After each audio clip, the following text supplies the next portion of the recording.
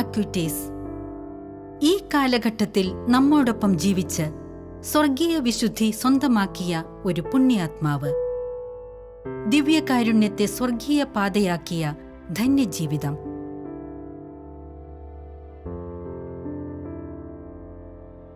നവയുഗത്തിലെ ഇന്റർനെറ്റിന്റെ സാധ്യതകളെ സുവിശേഷ പ്രഘോഷണത്തിനായി ഉപയോഗപ്പെടുത്തിയ വിശുദ്ധ ജീവിതം. തികഞ്ഞ IT പ്രതിഭ. സ്വന്തമായി വെബ്സൈറ്റ് നിർമ്മിച്ചുകൊണ്ട് ദിവ്യകാരുണ്യ അത്ഭുതങ്ങളെ ലോകത്തിനു മുൻപിൽ പ്രദർശിപ്പിച്ച യുവാവ്. വെറും 15 വർഷം മാത്രം ഈ ലോകത്ത് ജീവിച്ച് നമ്മെ വിട്ടുപിരിഞ്ഞ കാർലോ അക്വിറ്റീസ്. 2020 ഒക്ടോബർ 10 വാഴ്ത്തപ്പെട്ടവനായി തിരുസഭ പ്രഖ്യാപിച്ച ഈ പുണ്യാത്മാവിനെക്കുറിച്ച് ആഴത്തിൽ നമുക്ക് മനസ്സിലാക്കാം. ഷാലോം TVയിലെ ഹൈവേ ടു ഹെവൻ എന്ന പ്രോഗ്രാമിലേക്ക് സ്വാഗതം. നമ്മളുടെ കൂടെയുള്ള 2 ബ്രദേഴ്സും, ബ്രദർ എഫ്രേമും ബ്രദർ ജോണും കഴിഞ്ഞ എപ്പിസോഡുകളിൽ നമ്മളോട് പങ്കുവച്ചത് കാർലോ അക്വിറ്റീസിൻ്റെ ജീവിതത്തിൻ്റെ വിവിധ മേഖലകളാണ്. ലാസ്റ്റ് എപ്പിസോഡിൽ നമ്മൾ പ്രധാനമായിട്ടും സംസാരിച്ചത് അദ്ദേഹത്തിൻ്റെ ബന്ധങ്ങളിൽ അദ്ദേഹത്തിനുണ്ടായിരുന്ന ഒരു പ്രേക്ഷിത തീക്ഷ്ണതയെക്കുറിച്ചും ബന്ധങ്ങളിൽ യേശുവിനെ പങ്കുവച്ചിരുന്നതിനെക്കുറിച്ചൊക്കെയാണ്. കാർലോ അക്വിറ്റീസ് നമ്മൾ കഴിഞ്ഞ എപ്പിസോഡിലൊക്കെ കേട്ടതുപോലെ ഒരു ഓർമ്മപ്പെടുത്തലിന് വേണ്ടി വീണ്ടും നമ്മൾ പറയുന്നു, 15 വയസ്സ് മാത്രം ജീവിച്ച ഒരു ടീനേജറായിരുന്നു. ഇന്ന് ടീനേജർക്കും ചെറുപ്പക്കാർക്കും ഒക്കെ വലിയ മാതൃകയായി സഭയിൽ ഉയർത്തി കാണിക്കപ്പെടുന്ന ഒരു വ്യക്തിത്വമാണ് കാർലോ അക്വിറ്റീസിൻ്റേത്. തൻ്റെ ജീവിതയാത്രയിൽ ദൈവം അനുവദിച്ച ചുരുങ്ങിയ കാലയളവിൽ വിശുദ്ധ ജീവിതം നയിച്ച കാർലോ അക്വിറ്റീസ്. ഇന്ന് നമ്മൾ ഈ കാർലോ അക്വിറ്റീസിനെ കുറിച്ച് വളരെ ആഴത്തിൽ പഠനം നടത്തിയ വ്യക്തികളെന്ന നിലയിൽ നമ്മുടെ ബ്രദേഴ്സിനോട് നമുക്ക് ഇന്ന് ചോദിക്കുന്നത് കാർലോ അക്വിറ്റീസിൻ്റെ ഒരു മരിയ ഭക്തിയെക്കുറിച്ചാണ്. പ്രത്യേകിച്ച് കാർലോ അക്വിറ്റീസ് വളരെ കുഞ്ഞുനാൾ മുതലേ ജപമാല ചെല്ലുന്നതിലും മാതാവിനോട് ഒരു വലിയ അടുപ്പം സൂക്ഷിക്കുന്നതിലും വളരെ താല്പര്യം കാണിച്ചിരുന്നു എന്നാണ്. ഒരുപക്ഷെ അത്തരത്തിലുള്ള ഒരു കാര്യത്തെക്കുറിച്ച് ബ്രദർ എഫ്രേം ഒന്ന് പറഞ്ഞു തുടങ്ങുകയും ബ്രദർ ജോൺ ആടുകയും ചെയ്യുകയാണെങ്കിൽ വളരെ നല്ലതായിരിക്കും. കാർലോ അക്വിറ്റീസിൻ്റെ ജീവിതത്തിൽ നമ്മൾ നോക്കുമ്പോൾ പോംബെയിലെ രാജ്ഞി എന്ന് പറഞ്ഞ ഒരു മാതാവിനോടായിരുന്നു ഏറ്റവും കൂടുതൽ ഭക്തി. പോംബെ രാജ്ഞി എന്ന മാതാവിനെ പറ്റി നമ്മൾ ഹിസ്റ്ററി നോക്കുമ്പോൾ ചരിത്രത്തിൽ കാണാവുന്നത് ജപമാല രാജ്ഞി എന്നാണ് പോംബെ രാജ്ഞിയെ വിശേഷിപ്പിക്കുന്നത്. കാർലോ അക്വിറ്റീസിൻ്റെ ജീവിതത്തിൽ വളരെ ചെറുപ്പം മുതൽ ജപമാല ഭക്തി ഉണ്ടായിരുന്നു. ജപമാല ചൊല്ലിയിട്ടായിരുന്നു അദ്ദേഹം കടന്നിരുന്നത്.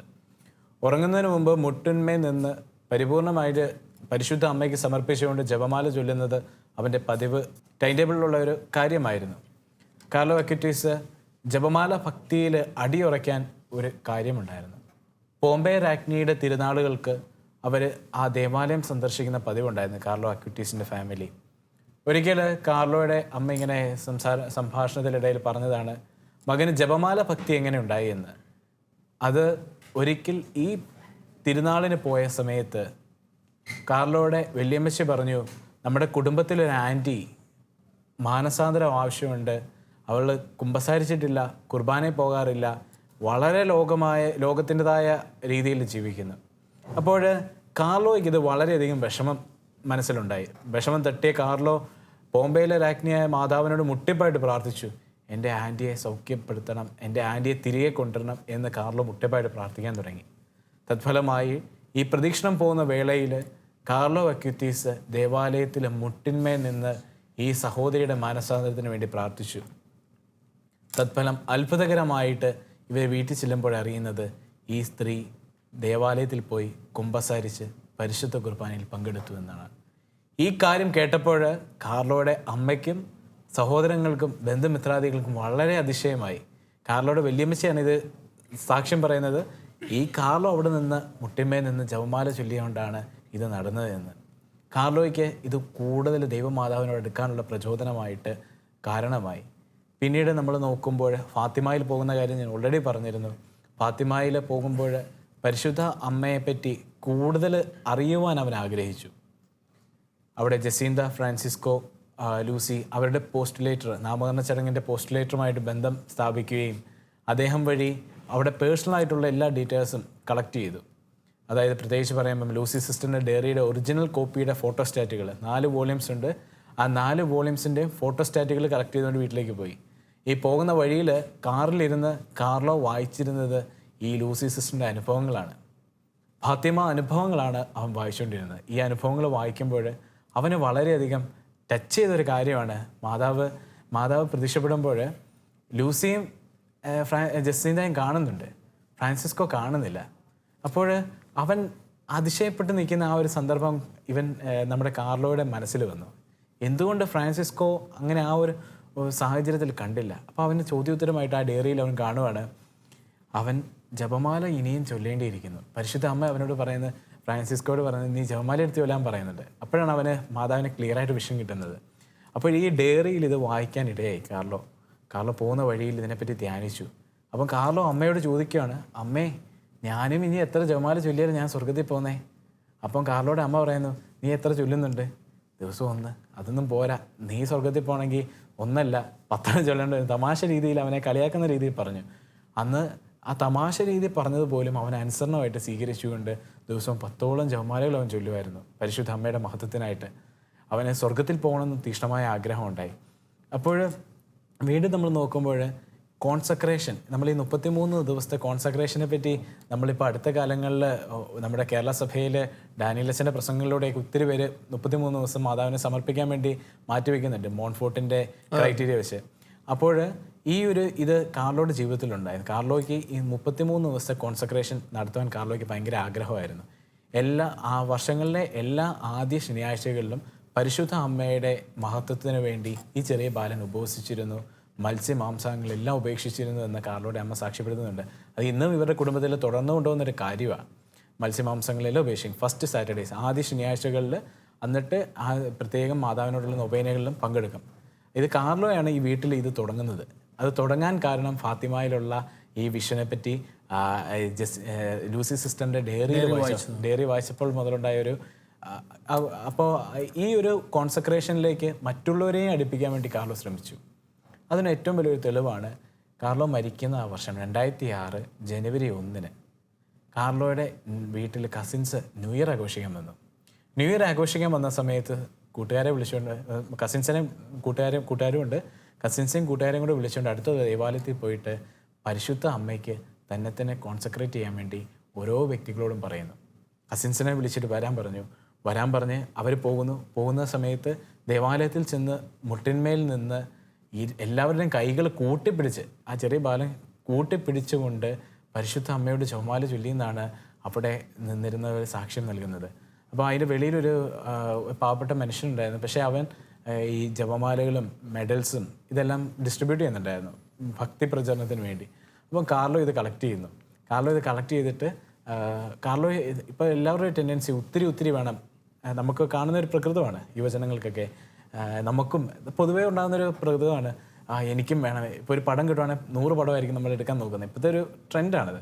അപ്പം കാർലോ പറഞ്ഞു, എനിക്ക് ഒരെണ്ണം മതി, ബാക്കി വേറെ ഒരാൾക്ക് ഉപകാരമാകും, അപ്പോൾ അതുകൊണ്ട് അവർക്ക് കൊടുക്കാൻ പറഞ്ഞു. കാർലോയ്ക്ക് 2-3 നീട്ടി വെക്കിയാലും എനിക്ക് ഒരെണ്ണം മതി. വീട്ടിലാണെങ്കിൽ അമ്മയ്ക്ക് ഇതിനോടൊന്നും താല്പര്യമില്ല.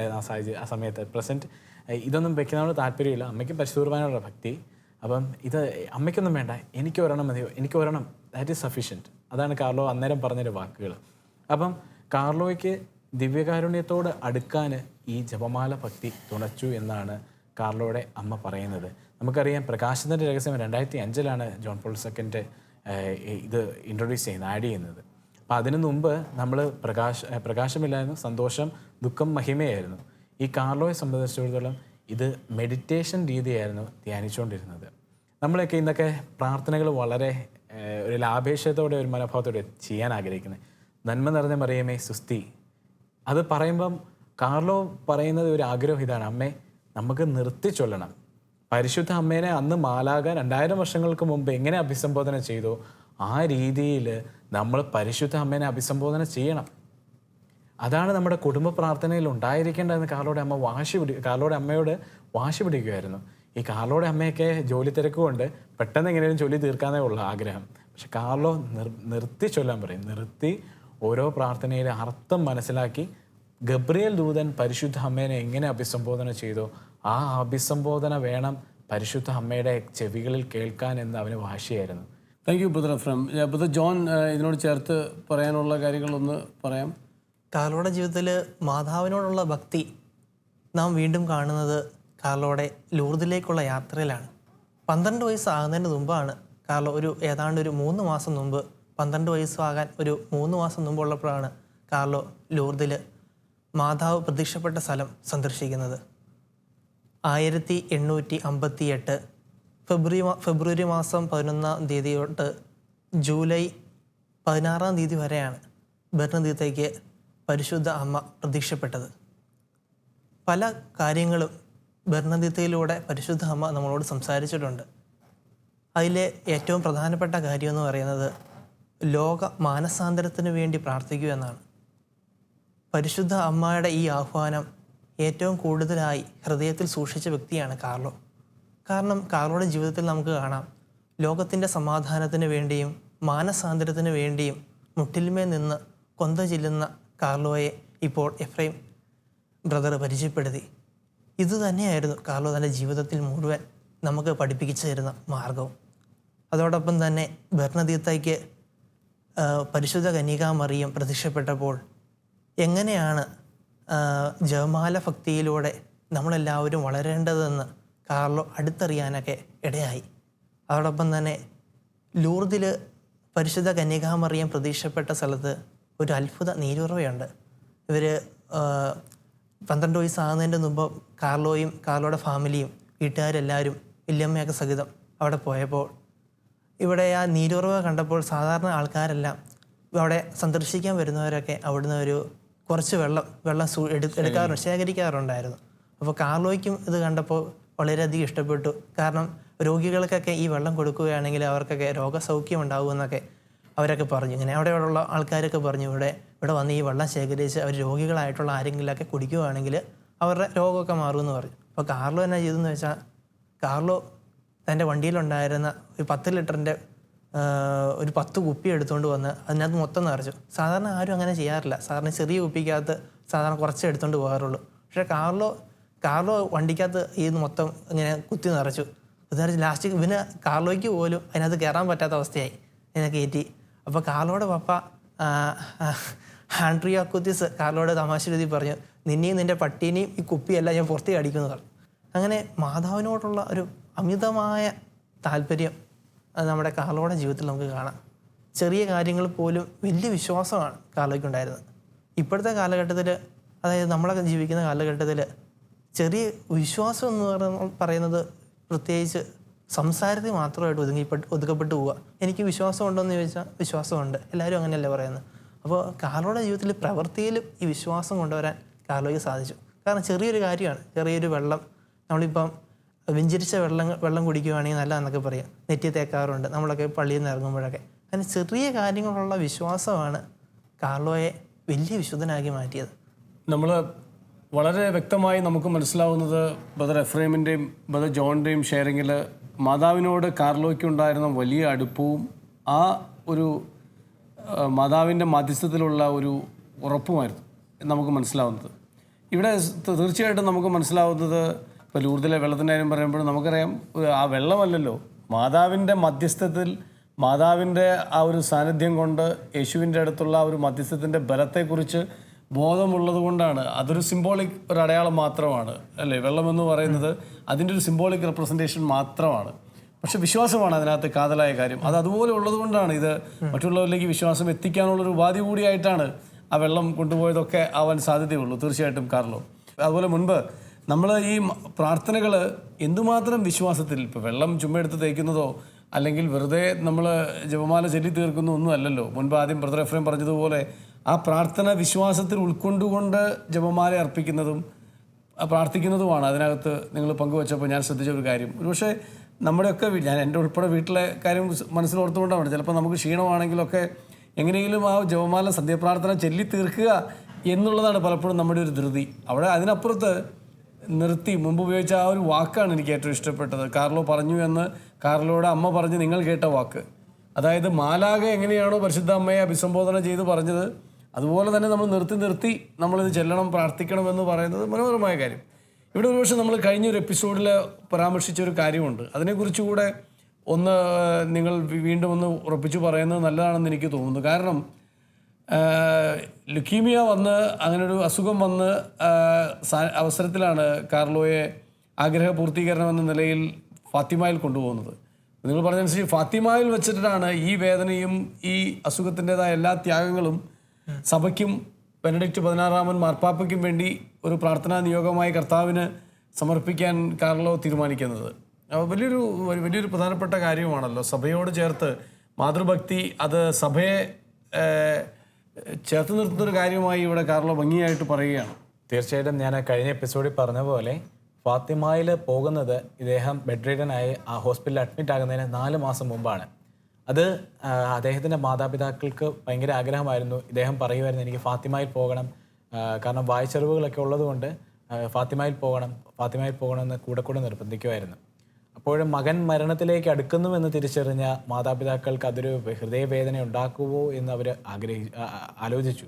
അപ്പോൾ ആ ഒരു ആലോചനയിൽ നിന്ന് അവർ തീരുമാനിച്ചു, കാർലോയും കൂട്ടി, കാർലോയുടെ വലിയമ്മ ഉണ്ടെന്ന്, കാർലോയുടെ അമ്മയും പപ്പായും കൂടി ഫാത്തിമയിലേക്ക് പോകാൻ പ്ലാൻ ചെയ്തു. അത് കാർ വഴിയാണ് പോകുന്നത് ഫാത്തിമയിലേക്ക് പോകുന്ന വഴിയിൽ കാർലോ അവിടെ ചെന്ന് കഴിയുമ്പം ആദ്യം പോസ്റ്റുലേറ്ററാണ് അവിടുത്തെ പോസ്റ്റുലേറ്റർ കാർലോയോട് പറയുന്നു, കാർലോ അന്ന് പരിശുദ്ധ അമ്മ പറഞ്ഞൊരു കാര്യമാണ് പിള്ളേരോട്, ഡു പെനൻസ്. അതായത് അദ്ദേഹം 3 തവണ ആ വാക്ക് എടുത്തു പറഞ്ഞതെന്ന് പറഞ്ഞു, പെനൻസ്. ഈ വാക്ക് നമുക്കറിയാലോ, യഹൂദ പാരമ്പര്യത്തിൽ 3 തവണ പറയുന്നത് പൂർണ്ണതയാണ്. 3 തവണ റിപ്പീറ്റ് ചെയ്യുന്നത് അത് എക്സ്ട്രീമായിട്ടുള്ള ഒരു ഗ്ലോറിഫിക്കേഷനാണ്. അപ്പം 3 തവണ മാതാവ് പെനൻസ് എന്ന് പറഞ്ഞ വാക്യം കാർലോയുടെ മനസ്സിൽ ഇങ്ങനെ കടന്ന് ഇങ്ങനെ തട്ടിക്കൊണ്ടിരുന്നു. ഈ ഹൃദയത്തിൻ്റെ ഈ ശബ്ദത്തിന് കാതോർത്തപ്പം അവൻ മനസ്സിലാക്കി, ഞാൻ പ്രായശ്ചിത്തം ചെയ്താലേ എനിക്കും സ്വർഗത്തിൽ പോകാൻ പറ്റുള്ളൂ. അതുപോലെയാണ് നേരത്തെ കൊന്തയുടെ കാര്യം, ജപമാല ചൊല്ലുന്ന കാര്യം, അദ്ദേഹത്തിന് അങ്ങനെയാണ് ഇൻസ്പിറേഷൻ, കൂടുതൽ അറ്റാച്ച്മെൻറ്റ് കൂടുകയാണ് ചെയ്യുന്നത്. അപ്പം പ്രായശ്ചിത്തം ചെയ്യണമെന്ന് പറഞ്ഞ് അപ്പോഴേ അമ്മയോട് പറഞ്ഞു, എനിക്ക് പോകുന്ന വഴിയാണല്ലോ, നോർമലി കാർലോയ്ക്ക് എന്നെ സംബന്ധിച്ചിടത്തോളം എനിക്കും ചോക്ലേറ്റ് ഭയങ്കര ഇഷ്ടമാണ്. അപ്പോൾ എൻ്റെ ഒരു ആറ്റിറ്റ്യൂഡ് വെച്ച് ചോക്ലേറ്റ് മേടിച്ചു തരാമെന്ന് പറഞ്ഞാൽ ഞാൻ ചാടി വീഴുകൊള്ളും, എല്ലാം മറക്കും, പെനൻസൊക്കെ മറക്കും. പക്ഷേ കാർലോയുടെ ജീവിതത്തിൽ കാർലോ എന്നാ ചെയ്തതെന്ന് അറിയാമോ, ആ പെനൻസ് എന്ന വാക്ക് അവൻ്റെ ഹൃദയത്തിൽ ഇങ്ങനെ മുഴങ്ങിക്കൊണ്ടിരുന്നു. അവൻ പറഞ്ഞു, എനിക്ക് ചോക്ലേറ്റ് വേണ്ട, ഫസ്റ്റ്. 2ാമത് ന്യൂട്ടല്ല വേണ്ട. കടയുടെ അടുത്ത് പോയിട്ട് അവന് പ്രലോഭനം കൊടുക്കുന്ന രീതിയിലാണ് വണ്ടി നിർത്തിയിട്ടേക്കുന്നത്. അവന് ചോക്ലേറ്റ് മേടിച്ചു കൊടുക്കുക, അവനെ എങ്ങനെയും സന്തോഷിപ്പിക്കണമെന്ന മാതാപിതാക്കൾക്കുണ്ട്, അവൻ്റെ അസുഖം കൊണ്ട്. അപ്പം എനിക്ക് വേണ്ട. അവന് ഇഷ്ടമുള്ള വീട്ടിൽ ചെന്നിട്ട് സിനിമ കാണിക്കാമെന്ന് പറഞ്ഞു, വേണ്ട. അവൻ കൂടുതൽ സമയം ജപമാല ചൊല്ലാൻ വേണ്ടി മാറ്റിവെച്ചു. എന്നിട്ടാണ് അവൻ ഹോസ്പിറ്റലിൽ ഒക്ടോബർ മാസം അഡ്മിറ്റ് ആകുന്ന ആ സമയത്ത് 2006 ഒക്ടോബർ 10 അവൻ വളരെ ക്ഷീണിതനാകുന്നു. അവൻ 11-ാം തീയതി രോഗിലേപനം ചോദിക്കുമ്പം അതിന് മുമ്പാണ് അമ്മയോട് പറയുന്നത്, അമ്മേ, അന്ന് ഫാത്തിമയിൽ പറഞ്ഞ കാര്യം പെനൻസ്, ഞാൻ ആ പെനൻസാണ് ഇവിടെ ചെയ്തുകൊണ്ടിരിക്കുന്നത്, പ്രായശ്ചിത്തം. അതെന്തിനു വേണ്ടിയാണ് എന്ന് പറഞ്ഞു കഴിഞ്ഞാൽ സഭയ്ക്കും പരിശുദ്ധ മാർപ്പാപ്പയ്ക്കും വേണ്ടിയാണ്. അതാണ് കാർലോയുടെ ജീവിതത്തിൽ നമുക്ക് ഏറ്റവും കൂടുതൽ പ്രായശ്ചിത്തത്തിന് ഇമ്പോർട്ടൻസ് കാണുന്നത്. ഇതിൻ്റെ ഏറ്റവും പ്രധാനപ്പെട്ട ഒരു കാര്യം എന്ന് പറയുന്നത് 15 വയസ്സുള്ള ഒരു കുട്ടിയാണിത് പറയുന്നതെന്നുള്ളതാണ് നമ്മളെല്ലാം എന്നെ അത്ഭുതപ്പെടുത്തുന്ന ഒരു കാര്യം. ഇത് ഒരുപക്ഷെ ഒരു 40 വയസ്സ്, അല്ലെങ്കിൽ നിങ്ങളെപ്പോലെ സെമിനാരിയിലൊക്കെ പഠിച്ച് സഭയെക്കുറിച്ചും ഇതിനെക്കുറിച്ചൊക്കെ ഒരു കാഴ്ചപ്പാട് കിട്ടിയ അങ്ങനത്തെ ഒരാളല്ല. 15 വയസ്സ് മാത്രമുള്ള ഒരു ബാലൻ, ഒരു വളരെ ചെറുപ്പമായ ഒരു പയ്യൻ, അല്ലേ, അങ്ങനെയുള്ള ഒരാളാണ് പറയുന്നത്. എൻ്റെ ഈ സാധാരണ രീതിയിൽ നമുക്കറിയാം, നമ്മുടെ നാട്ടിൽ വളരെ വ്യാപകമായി ഉള്ളൊരു അസുഖമാണിത്, വളരെ വ്യാപകമായുള്ളൊരു അസുഖമാണ്. ഞാൻ ഈ ദിവസങ്ങളിൽ തന്നെ എത്രയോ ഇത്, പ്രത്യേകിച്ച് കുഞ്ഞുങ്ങൾക്ക് വന്നാൽ ഇത് ക്യൂറബിളാണ് എന്നൊക്കെ മെഡിക്കൽ ഇതുപോലും പറയുന്നു. പക്ഷേ എത്രയോ ആളുകൾക്ക് വേണ്ടിയാണ് ഈ ദിവസങ്ങളിൽ പോലും പലരും ഇതിനു വേണ്ടി പിരിവെടുക്കുന്നതും സഹായിക്കുന്നതും ഒക്കെ നമ്മൾ കാണുന്നുണ്ട്. പക്ഷേ പലരും നിരാശയിലേക്കാണ് പോകുന്നത്. അത് കുഞ്ഞു മാത്രമല്ല, അസുഖം ഉണ്ടാകുന്ന കുട്ടികൾ മാത്രമല്ല, മാതാപിതാക്കൾ, അവരുടെ പ്രിയപ്പെട്ടവരെല്ലാം നിരാശയിലേക്ക് പോകുന്നിടത്താണ് ഇവിടെ കാർലോയുടെ കുടുംബത്തിനെ മുഴുവൻ ഒരു പ്രത്യാശയിൽ നിർത്തിക്കൊണ്ട് കാർലോ ഈ അസുഖത്തെയും വളരെ പോസിറ്റീവായിട്ട് കണ്ടുകൊണ്ട് മാതാവിൻ്റെ ഒരു വലിയ ഒരു മധ്യസ്ഥത്തിൽ, പ്രത്യേകിച്ച് പ്രാർത്ഥനയിൽ ഇതിനെ ചേർത്ത് വെച്ച് ജപമാല ചൊല്ലിക്കൊണ്ട് ഈ വേദനയെ അതിജീവിക്കുന്നത്. തീർച്ചയായിട്ടും ഇതിനെക്കുറിച്ച് നമുക്ക് മറ്റൊരു ഭാഗത്ത് കൂടുതൽ പറയാൻ സാധിക്കുമെന്ന് ഞാൻ വിചാരിക്കുന്നു. എങ്കിലും ഇവിടെ നമ്മളെല്ലാം ഓർമ്മപ്പെടുത്തുന്ന ഒരു കാര്യം എന്ന് പറയുന്നത്, പ്രത്യാശയുള്ളൊരു ജീവിതമുണ്ട്. ഈശോയോടൊപ്പം. അതിലേക്ക് ഏറ്റവും നമ്മളെ ചേർത്ത് നിർത്തുന്ന ഒരു വഴിയാണ് മാതാവ് എന്നുള്ളത് വളരെ വ്യക്തതയോടെ നമ്മളോട് ഓർമ്മപ്പെടുത്തുക തന്നെയാണ്. ഞാൻ ഇവിടെ എനിക്ക് തോന്നുന്നത് നമ്മുടെ ഈ ഹൈവേ ടു ഹെവൻ എന്ന് പറയുന്ന ഈ പ്രോഗ്രാമിൻ്റെ ഒരു പേരും മുൻപ് ബ്രദർ എഫ്രേം സൂചിപ്പിച്ചതുപോലെ നമ്മുടെ പുസ്തകത്തിൻ്റെ പേര് തന്നെയാണ് നമ്മൾ ഈ പ്രോഗ്രാമിൻ്റെ പേരും. അതിൻ്റെ ഒരു കാരണം ഇപ്പോൾ നമ്മൾ വീണ്ടും പറയുന്നു, മാതാവിലൂടെ ജപമാല ചെല്ലാൻ തീരുമാനിച്ചത് സ്വർഗത്തിലേക്ക് എത്താൻ വേണ്ടിയാണ്. അല്ലെങ്കിൽ ഓരോ കാര്യങ്ങൾ ചെയ്യുമ്പോഴും കാർലോയ്ക്ക് വളരെ കൃത്യമായ ഒരു ഉദ്ദേശമുണ്ട്, ടുവേഴ്സ് ഹെവൻ, സ്വർഗത്തിലെത്തുക എന്നുള്ള. അതുകൊണ്ടാണ് മുമ്പ് നമ്മളെപ്പോഴോ പറഞ്ഞപ്പോൾ എനിക്ക് ഇത്ര വണ്ണമുണ്ട്, ഒരു തമാശ രൂപേണ പറഞ്ഞത്, ഇത്ര വണ്ണമുണ്ട്, എൻ്റെ ആ ഭക്ഷണവും എൻ്റെ തീറ്റ എൻ്റെ വണ്ണമൊക്കെ എൻ്റെ സ്വർഗത്തിലേക്ക് പോകാൻ തടസ്സമാവുമോ എന്ന് തമാശ രൂപേണ പോലും ചിന്തിക്കുന്നത് ഉള്ളിലുള്ളതാണ് തമാശയായിട്ട് പുറത്തു വന്നത്. അതുകൊണ്ട് കാർലോ ഇത് ബോധപൂർവം ഓർത്താണ് കാർലോ ജീവിച്ചത്. സ്വർഗത്തിലേക്കുള്ള വഴിയാണ് എന്ന് വളരെ കൃത്യതയോടെയാണ് കാർലോ വഴി നടന്നത്. നമുക്കൊരു ഓർമ്മപ്പെടുത്തലാണ്. ബാക്കിയെല്ലാം അതിൻ്റെ താഴെ മാത്രമേ ഉള്ളൂ. നമ്മുടെ ജീവിതത്തിന് ഒരൊറ്റ ഉദ്ദേശമുള്ളൂ. നമ്മളതിനെ പല വാക്കിൽ വിളിക്കും, നിത്യജീവനെന്നും പലതും നമ്മൾ പറയും. ഒറ്റ കാര്യമാണ്, സ്വർഗത്തിലെത്തുക, ഈശോടൊപ്പം ആയിരിക്കുക എന്നുള്ളത് തന്നെയാണ്. ഇവിടെ നമുക്ക് ഈ എപ്പിസോഡ് അവസാനിപ്പിക്കേണ്ട ഒരു സമയമായി. ഈ എപ്പിസോഡ് അവസാനിപ്പിക്കുന്ന സമയത്ത് നമുക്ക് വളരെ വളരെ വളരെ സന്തോഷമുള്ളൊരു കാര്യമുണ്ട്. ഇന്ന് ഈ എപ്പിസോഡിൽ നമ്മളോടൊപ്പം ചേരുകയും ഈ എപ്പിസോഡിൻ്റെ അവസാനത്തിൽ നമ്മളോടൊപ്പം ചേരുകയും പങ്കുവെക്കുകയും ചെയ്യുന്നത്, നമ്മൾ ഈ ഹൈവേ ടു ഹെവൻ എന്ന ഈ പ്രോഗ്രാം തുടങ്ങിയ ആദ്യ എപ്പിസോഡ് മുതൽ പരാമർശിക്കുന്ന, ഒരുപക്ഷെ ഇവിടെ ഇരിക്കുന്ന രണ്ട് ബ്രദേഴ്സിൻ്റെയും ഈ ഒരു വഴിയിലേക്കുള്ള ഏറ്റവും നിർണായകമായ ഒരു വ്യക്തിത്വമായ കാർലോയുടെ അമ്മയാണ്. കാർലോയുടെ അമ്മയുടെ ഒരു പങ്കുവെക്കലാണ് നമ്മൾ കേൾക്കാൻ പോകുന്നത്. നമുക്ക് കാർലോയുടെ അമ്മയെ കേൾക്കാം. Hello to everybody. കാർലോയുടെ ദിവ്യകാരുണ്യ ഭക്തിയെക്കുറിച്ച് നിങ്ങളുമായി പങ്കുവയ്ക്കാം. കുഞ്ഞുനാൾ മുതൽ തന്നെ കാർലോ ദിവ്യകാരുണ്യത്തെ ഏറെ സ്നേഹിച്ചിരുന്നു. ആളുകൾ വിശുദ്ധ കുർബാനയിൽ പങ്കെടുക്കുന്നത് അവൻ ഏറെ ശ്രദ്ധയോടെ വീക്ഷിച്ചിരുന്നു. 7 വയസ്സായപ്പോൾ അവൻ ആദ്യ കുർബാന സ്വീകരിച്ചു. പിന്നീട് അനുദിനവും അവൻ ദിവ്യകാരുണ്യനാഥന്റെ അടുക്കൽ പോയിരുന്നു. ബലിയർപ്പണം അവൻ മുടക്കിയിരുന്നില്ല. എല്ലാ കുട്ടികളോടുമൊപ്പം കളിച്ചും ചിരിച്ചും അവൻ വളർന്നു. 2000 വർഷങ്ങൾക്ക് മുൻപേ ഈശോയുടെ കൂടെ ജീവിച്ചിരുന്നവരെക്കാൾ ഭാഗ്യമുള്ളവരാണ് നാം എന്ന് അവൻ പറയുമായിരുന്നു. ഈശോ അന്ന് പ്രസംഗിച്ച സ്ഥലങ്ങളിലേക്ക് ദൂരെ കൂടുതൽ ഉള്ളതിനാൽ പലർക്കും എത്തിച്ചേരാൻ കഴിഞ്ഞു കാണില്ല. എന്നാൽ ഈശോ ഇന്ന് നമ്മുടെ അടുത്ത് ഇടവക ദേവാലയത്തിൽ ഉണ്ട് എന്നതാണ് നമ്മെ ഏറെ സന്തോഷിപ്പിക്കുന്നത്. അതായത് ഇടവക ദേവാലയത്തിലെ സക്രാരിയിൽ ഈശോ വസിക്കുന്നു എന്നത് അവന്റെ ജീവിതത്തിലെ ഏറ്റവും വലിയ കാര്യമായിരുന്നു. ഫുട്ബോൾ മാച്ചുകൾക്കും റോക്ക് സ്റ്റാറുകളുടെയും ഹോളിവുഡ് താരങ്ങളുടെയും മുന്നിലും ക്യൂവിൽ വരിവരിയായി നിൽക്കുന്ന ആളുകളെ കാണുമ്പോൾ അവന് വലിയ നിരാശയായിരുന്നു. നമ്മുടെ കൂടെ വസിക്കുന്ന യേശുവിന്റെ സജീവ സാന്നിധ്യമുള്ള സക്രാരിക്ക് മുന്നിൽ അവർ വരുന്നില്ല എന്നത് തന്നെ കാരണം. ഇതൊക്കെയായിരുന്നു അവനെ സംബന്ധിച്ചിടത്തോളം ഏറ്റവും പ്രധാനപ്പെട്ട കാര്യങ്ങൾ. ഈശോ നമ്മുടെ കൂടെയുണ്ടെന്ന വസ്തുത, ലോകാവസാനം വരെ ഞാൻ നിങ്ങളോടൊപ്പം ഉണ്ടായിരിക്കുമെന്ന് അവിടുന്ന് തന്നെ വാഗ്ദാനം ചെയ്തിട്ടുണ്ടല്ലോ. ആ വാഗ്ദാനം അവിടുന്ന് പാലിക്കുകയും ചെയ്യുന്നു. അതിനാൽ തന്നെ ദിവ്യകാരുണ്യത്തിൽ വളരെ പ്രാധാന്യമുണ്ട്. കാരണം ദിവ്യകാരുണ്യത്തിലൂടെ നമുക്ക് ആത്മീയ മണ്ഡലങ്ങളിൽ ദൈവവുമായി സഹവസിക്കുന്ന അനുഭവത്തിലേക്ക് പ്രവേശിക്കുവാൻ സാധിക്കും. ഈ ലോകത്തിൽ തന്നെ പർദീസ അനുഭവം അതിലൂടെ സാധ്യമായിത്തീരുന്നു. കാർലോ ഇത്രയും ഭക്തനാണെന്ന് എങ്ങനെയാണ് ഞാൻ മനസ്സിലാക്കിയതെന്ന് ചോദിച്ചാൽ, കാർലോയുടെ സാധാരണ സ്വഭാവം അങ്ങനെയായിരുന്നു. ആരും പറഞ്ഞു കൊടുത്തിട്ടൊന്നുമല്ല. അവൻ ദിവ്യകാരുണ്യത്തെ സ്നേഹിച്ചു. അവന്റെ ഉള്ളിൽ അത്രയും തീക്ഷ്ണതയുണ്ടായിരുന്നു. എന്നാൽ എൻ്റെ ചെറുപ്പത്തിൽ ഞാൻ അത്ര ഭക്തിയായിരുന്നില്ല. കാരണം എൻ്റെ കുടുംബ പശ്ചാത്തലം അങ്ങനെയായിരുന്നു. ഞായറാഴ്ചയുള്ള ദിവ്യബലി അർപ്പണം പോലും എൻ്റെ ജീവിതത്തിൽ ഇല്ലായിരുന്നു. എന്നാൽ കാർലോയുടെ ഇടപെടലിലൂടെ അവന്റെ ഈശോയെക്കുറിച്ചുള്ള വലിയ തീക്ഷ്ണതയൊക്കെ കണ്ടപ്പോൾ എൻ്റെ വഴികൾ വിട്ട് ഞാനും ഈശോയുടെ അടുത്ത് എത്തിച്ചേർന്നു. എനിക്ക് ദിവ്യകാരുണ്യത്തിന്റെ പ്രാധാന്യം മനസ്സിലായി. അതിനു മുൻപ് എനിക്കറിയില്ലായിരുന്നു. പ്രൊട്ടസ്റ്റന്റ് വിശ്വാസികളെ പോലെ ഞാനും കരുതിയിരുന്നത് അത് വെറുമൊരു അപ്പക്കഷ്ണമെന്നായിരുന്നു. ഇതിനെക്കുറിച്ച് മനസ്സിലാക്കിയപ്പോൾ ഞാനും കാർലോയ്ക്കൊപ്പം പള്ളിയിലും ദിവ്യകാരുണ്യ ആരാധനയ്ക്കുമെല്ലാം പോകുമായിരുന്നു. മരണത്തിനു മുൻപുള്ള അവന്റെ വാഗ്ദാനത്തെക്കുറിച്ച് പറയാം. അവൻ പറയുമായിരുന്നു, ഞാൻ സന്തോഷത്തോടെ മരിക്കും, കാരണം ഞാൻ ജീവിതത്തിൽ ഒരു നിമിഷം പോലും ഈശോയ്ക്ക് ഇഷ്ടമില്ലാത്തതൊന്നും ചെയ്തിട്ടില്ല. അതിനാൽ അവൻ വളരെ ശാന്തതയിലായിരുന്നു, സന്തോഷവാനായിരുന്നു, കാരണം അവൻ അറിയാമായിരുന്നു മരണം യഥാർത്ഥ ജീവിതത്തിലേക്കുള്ള പ്രവേശനമാണെന്ന്. ആശുപത്രിയിലായിരുന്നപ്പോൾ ഡോക്ടർമാർ ആരോഗ്യസ്ഥിതിയെക്കുറിച്ചൊക്കെ ചോദിക്കുമ്പോൾ തന്നേക്കാൾ വളരെയധികം സഹിക്കുന്നവരുണ്ടല്ലോ എന്നവൻ പറയുമായിരുന്നു. എപ്പോഴും അവന്റെ മുഖത്ത് പുഞ്ചിരിയുണ്ടായിരുന്നു. എനിക്ക് അവൻ വാഗ്ദാനം തന്നിരുന്നു, അവൻ വിശുദ്ധനാകുമെന്നും ജനങ്ങളെ സഹായിക്കുകയും അടയാളങ്ങൾ പ്രവർത്തിക്കുകയും ചെയ്യുമെന്ന്. ഞാൻ നിങ്ങളെ ക്ഷണിക്കുകയാണ്, നിങ്ങളെല്ലാവരും കാർലോ ചെയ്ത യൂക്കറിസ്റ്റിക് മിറക്കിൾ എക്സിബിഷൻ, അതായത് ദിവ്യകാരുണ്യ അത്ഭുതങ്ങളുടെ എക്സിബിഷൻ കാണണം. ഇത് വളരെ പ്രധാനമാണ്, കാരണം കാർലോ 11 വയസ്സ് മുതൽ ഒരു വേദപാഠ അധ്യാപകനായിരുന്നു.